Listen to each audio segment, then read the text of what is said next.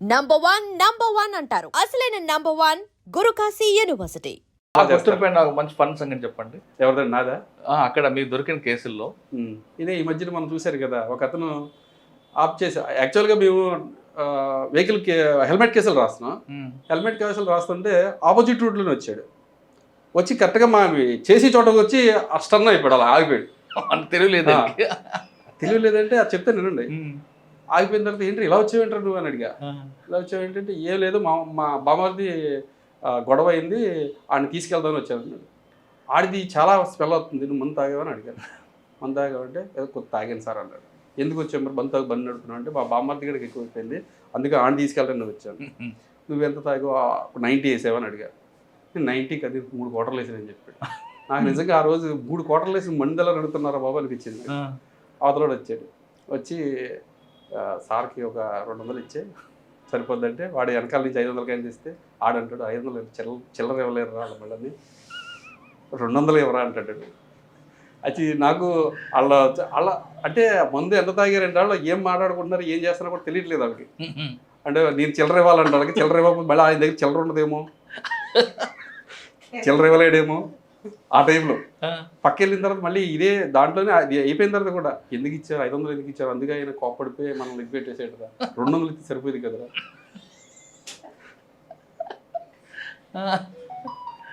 యాక్చువల్గా ఏంటంటే అది గొడవ, అది ఫస్ట్ ఇంకొక అతను గొడవ అయితే ఈడు వచ్చాడంటే వచ్చి ఇది చేసాడు. తర్వాత మళ్ళీ మీ అమ్మ నాన్న ఇప్పుడు ఇదే పొజిషన్లో వదిలేమంటున్నాడు, ఇదే పొజిషన్లో మీ అమ్మ నాన్న ఎవరో అక్కడ గుద్దేసిన తర్వాత ఆడికి కూడా ఒక 500 తీసుకుని పంపించేస్తామని అడిగాను నేను. సార్ నాకు అమ్మ నాన్న లేరండి.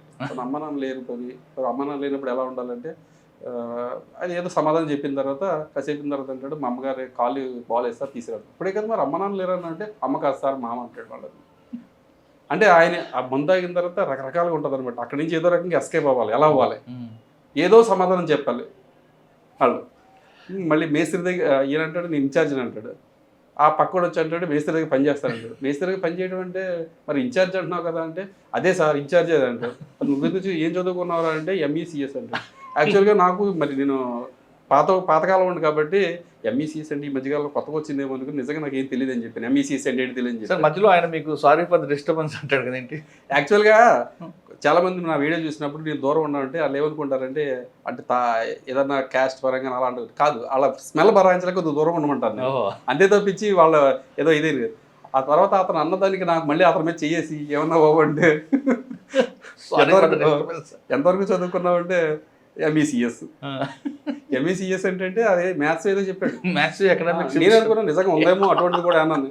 ఇంగ్లీష్ బాగా వచ్చి బాగా వచ్చి సార్ నాకు ఏమొచ్చట ఇదే sorry for the disturbance. Sir ఇవన్నీ ఎంజాయ్ చేస్తుంటారా?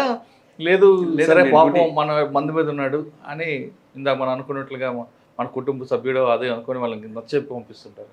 లేదండి, డ్రింక్ అండ్ డ్రైవ్ చేస్తే మాత్రం మేము మ్యాక్సిమం వాళ్ళకి ఊదించిన తర్వాత కేసు కట్టేస్తాం. డ్రంక్ అండ్ డ్రైవ్ చేస్తే వదిలే ప్రసక్తి ఉండదు. మేము ఎంజాయ్ చేయటం మా డ్యూటీ మేము చేస్తూ ఉంటాం. కాకపోతే వాళ్ళు వేసే క్వశ్చన్లు వాళ్ళు తాగిన తర్వాత వేసిందని మేము సమాధానం చెప్తూ ఉంటాం. సార్ ఒక్కొక్క క్వశ్చన్ చెప్పండి. టిపికల్ క్వశ్చన్ ఏమొచ్చాడు ఎవరైనా ఈ మధ్యన? టిపికల్ క్వశ్చన్ మరి మీ గవర్నమెంట్తో ఎందుకు అమ్మిస్తున్నారు సార్ అని అడిగాడు. గవర్నమెంట్ మీరు తాగకూడదు కరెక్టే, మమ్మల్ని తాగనివ్వరు, మరి గవర్నమెంట్ మరి చెప్పొచ్చు కదా సార్ మీరు అన్నాడు.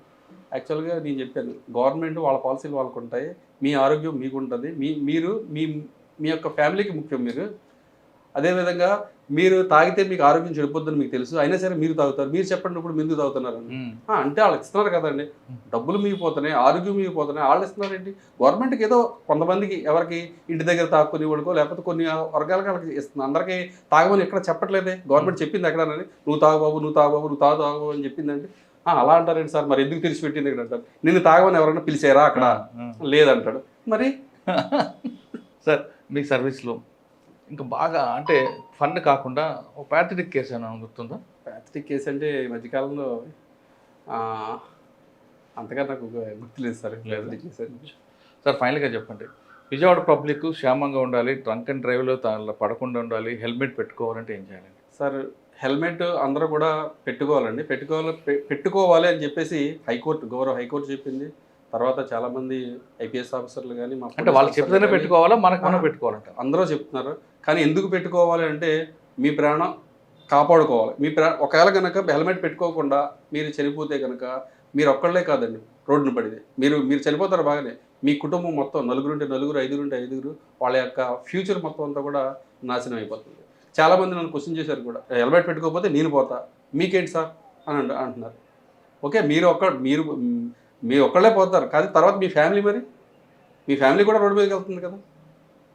ఇందాక అన్నట్టుగా మా సీఏ గారు కూడా ఈ ఒక భగవంతుడు ఇది ఏదైతే ఇచ్చాడో లోపల పుర్రే అంత గట్టిగా ఇచ్చాడు. ఎందుకు ఇచ్చాడంటే మనకి నాజూకైనవి అన్నీ కూడా దానికి నుంచి ఉంది, చిన్న మెదడు కానీ పెద్ద మెదడు కానీ.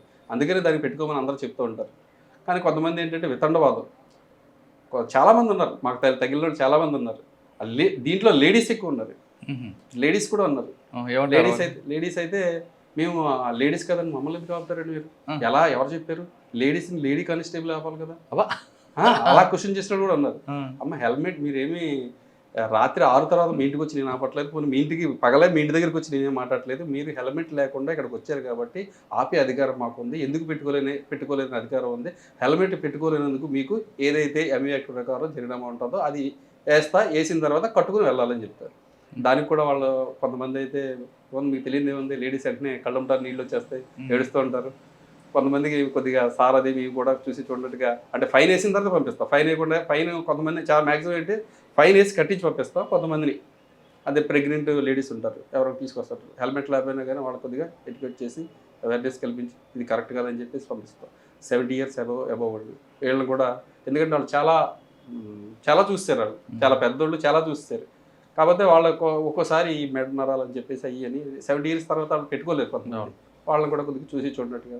ఇంకోటి నా విషయానికి వచ్చి సీఏ గారు ఎవరికి తెలియదు ఇది, నేనైతే మాత్రం ఎవరైతే కటింగ్ వేయించుకుంటారో కలర్ వేసుకుని వస్తారో వాళ్ళని కూడా కొద్దిగా నేను చిన్న ఫైన్ వేస్తాను. మీరు ఈ టైంలో మళ్ళీ దొరికారంటే మాత్రం పెద్ద ఫైన్ వేస్తారని చెప్పి వాళ్ళని కూడా పంపిస్తూ ఉంటానండి. ఎందుకు అంటే వాళ్ళు ఇప్పుడు మనం కటింగ్ వేసుకున్న తర్వాత కలర్ వేసుకున్న తర్వాత అది మొత్తం దారి కట్టుకుంటుంది కదా, అది కూడా అంటే కటింగ్ చేసుకుంటే దగ్గరలో ఉంటాడు కాబట్టి అది అవ్వదు. యాక్చువల్గా అయితే దగ్గర అయినా దూరం అయినా సరే కంపల్సరీ హెల్మెట్ పెట్టుకోవాల్సిందే. ఆ ఒక్క విషయంలో నేను ఆ కటింగ్ వేసుకున్న వాళ్ళకి మాత్రం నేను ఇస్తాను. వస్తారు ఒకళ్ళిద్దరు తగిలేరు, ఇప్పుడు నాకు అందరూ కాదండి, ఒకళ్ళిద్దరు తగిలేరు అంతే. నాకు హెల్మెట్ పెట్టుకోండి, అది మీకోసం కాదు మనందరి కోసం అంటున్నారు కుమార్ గారు.